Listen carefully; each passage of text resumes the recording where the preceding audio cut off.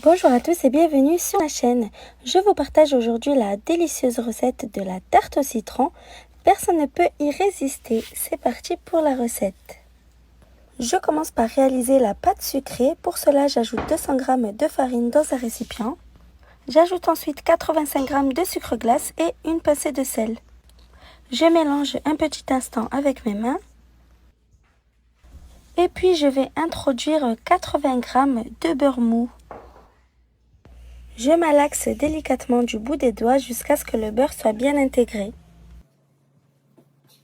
Si c'est ta première fois sur ma chaîne, n'hésite pas à t'abonner et n'oublie pas d'activer la petite cloche pour ne manquer aucune vidéo.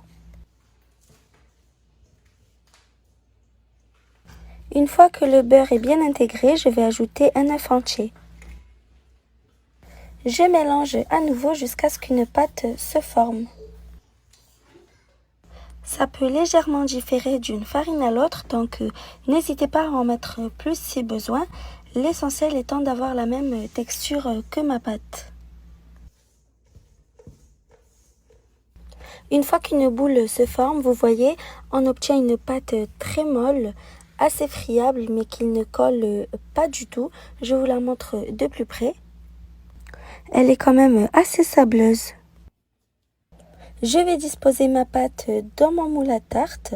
Si votre moule a tendance à coller, n'oubliez surtout pas de le beurrer et le fariner ou alors le recouvrir de papier cuisson, c'est comme vous voulez.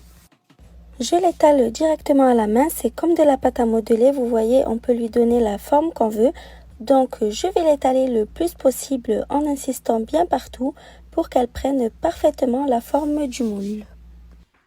À l'aide d'un couteau, je rase les bords pour retirer l'excédent de pâte. Vraiment, essayez d'étaler votre pâte le plus finement possible pour qu'elle soit bien croustillante.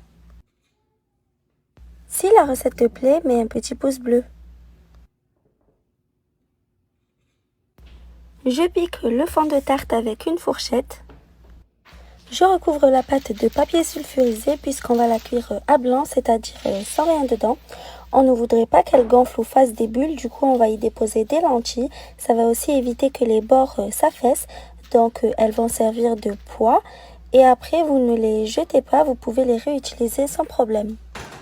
J'enfourne à 190 degrés pendant 25 minutes. Pour vous assurer que c'est cuit, les bords doivent être bien dorés. Pour la crème au citron, je vais tout d'abord râper les zestes de 3 gros citrons. Ensuite, je vais extraire le jus de 4 gros citrons.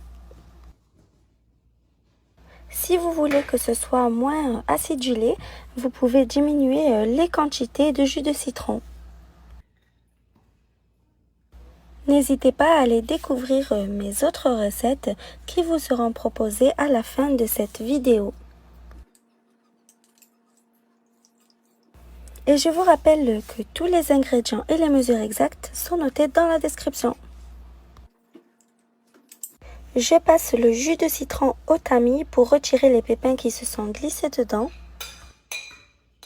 Et puis je vais verser les zestes de citron dans le jus. Je mélange légèrement. Ensuite, dans un autre récipient, je vais ajouter 3 œufs entiers et un jaune d'œuf que je vais battre en omelette.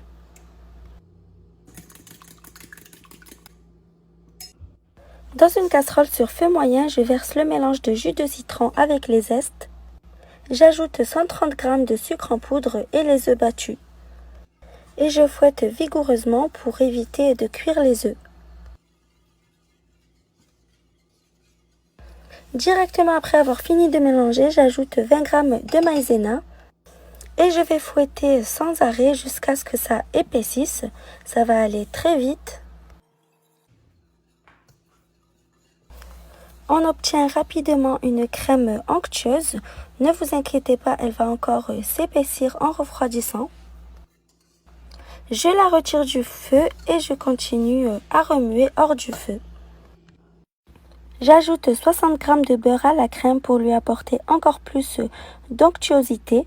Et je mélange jusqu'à ce qu'il est complètement fondu et qu'on obtienne une crème parfaitement homogène. Après que le fond de tarte est complètement refroidi, je verse la crème à l'intérieur. Je lisse la surface à l'aide d'une maryse. Et puis on réserve au frais minimum 1 heure le temps que la crème fige avant de pouvoir déguster. J'espère que la vidéo vous a plu. N'oubliez pas de la commenter, de la liker et de partager. À bientôt!